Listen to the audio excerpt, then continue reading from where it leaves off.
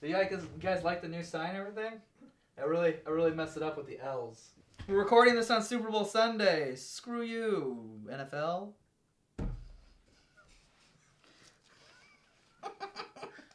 You're gonna divide the audience up? Yeah. Good, I hate sports.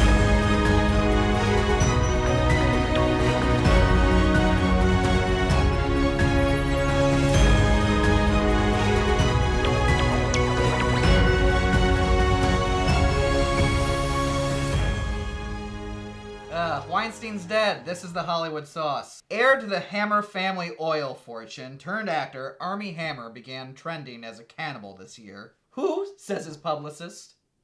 It just says a lot about Hollywood's MO when they're pushing this guy on us. They've been pushing him on us forever. Like he's Sam Worthington when all we really want is more Denzel Washington.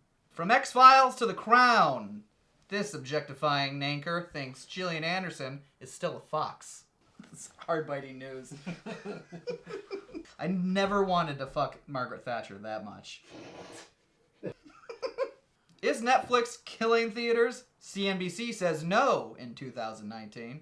And with Tom Cruise on their side, how can the industry lose? Only 14% of adults prefer first-time views in movie theaters.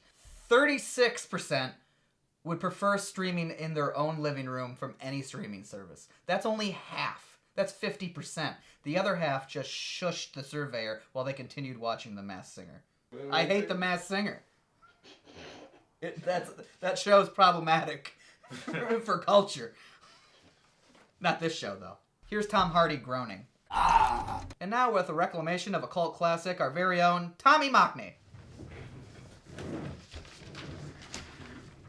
Thank you, James. I'm just going to cut to the chase, and I need to address the fact that fans of the 1994 film Pulp Fiction can really suck. We saw it when we were all 15 years old, and we unanimously agreed that it's the greatest thing of all time. We began to casually talk about foreign cheeseburger names, and we actually thought Ezekiel 25:17 was an actual biblical passage. But there are connotations with those whose favorite film is the 1994 Tarantino classic. Odds are, if Pulp Fiction is your favorite movie, then you also live in a house with 35 other guys and your name is Anthony or something. You have a major, but that part doesn't really count because you can fall back on a real estate job that your dad has for you anyway. And Pulp Fiction just happens to claim that crown that Rick and Morty thinks it has, which is a piece of art cursed by its followers. I'm here to seek the reclamation of Pulp Fiction, a movie that's great because I just might like to see John Travolta and Uma Thurman dance to Chuck Berry.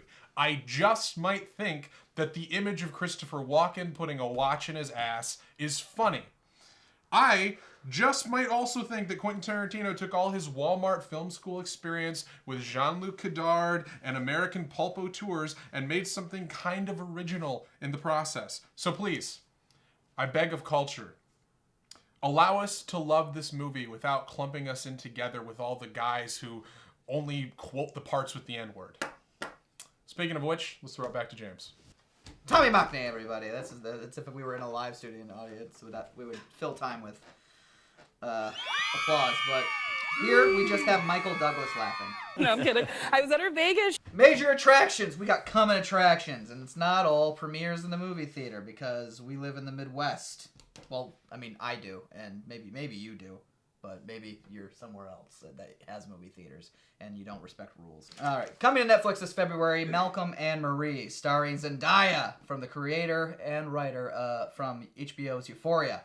This is, it's got to be a sexy show if it's got that attached to it. And Zendaya, take all my money and my heart. Coming to HBO Max this February, we got Judas and the Black Messiah by Shaka King.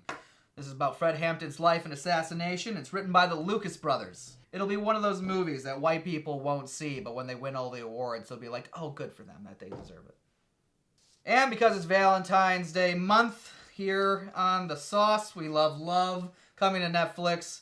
To all the boys I love, always and forever, let's finish the trilogy. If you love schmushy, wushy, YA novelist turned movies. Look, I don't want to make it seem like I'm anti-Valentine's Day, but I don't have time for these type of releases. I know what month it is. You all know what month it is. Give us these pretty people problems. Fucking To All the Boys I Love, always and forever. Way to make a bunch of 13-year-olds pretend they're invested in reading. Here's Kerry Washington screaming. You good? Award season is coming upon us with the Golden Globes looming. With award season news, we want to bring out Tommy's twin brother, Johnny Mockney. Thank you, James. It's nice to finally be on. Some people were upset this past week when they announced the nominations for the Golden Globes. I won't repeat all of the nominations, but I can get across the general mood of them to you by saying that James Corden was nominated for a Golden Globe. What is James Corden? Not James Couture.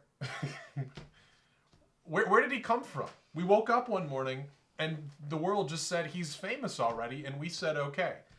But I am personally not one who's going to fret about these nominations, because that would feed into the widely believed myth that awards shows matter at all. I'm trying hard to find a nuanced way to say this, but we should cancel all awards shows. It is a cancer to the film industry. They don't care about quality. They only care about upholding an archaic sense of elitism that says any movie where Meryl Streep wears a wig is inherently better than Saw 3D: The Final Chapter, which is an objectively incorrect statement. Think about it. If we get rid of the Oscars, there will be no more garbage like Hillbilly Elegy.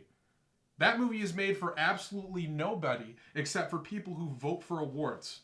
Not to sound territorial, but that movie is proof that Hollywood feels entitled to commodify middle America for the sake of impressing a couple hundred old coastal guys who haven't gone grocery shopping in 40 years. Why do we give into something that's ostensibly a celebration of great cinema just to watch Jimmy Kimmel make fun of random people's names and then tell us that Green Book was the best movie of 2018? Leave your opinions at the door, folks. The 37th movie about a racist white guy who solves racism by breaking bread with an exceptional black man, written by the son of said racist white guy, is eons above The Sisters Brothers, Mandy, Upgrade, Assassination Nation, The Nightingale, Hereditary, Suspiria, Dragged Across Concrete, Under the Silver Lake. But I digress. The point is simple. People don't make movies like Hillbilly Elegy if there's nobody left to give them awards for it. Getting rid of these glorified company awards would be the great equalizer for cinema. It'll bring in an age when Mank and Hubie Halloween can play on the same field. Which one is good? You'll have to watch them. Spoiler alert. They're both bad. Thank you. All right. Thank you, Johnny. In the meantime, here's Eartha Kitt crying. No, we already did crying. Here's Eartha Kitt groaning. What's not legit? Okay, and then I have one last little joke. And then we'll end it. Will Carey Mulligan win Best Actress, or will Oscar disappoint this promising young woman? If I've learned anything from watching this movie and the men in it, I'd say, yeah, probably. This was the sauce. Keep on, keep on.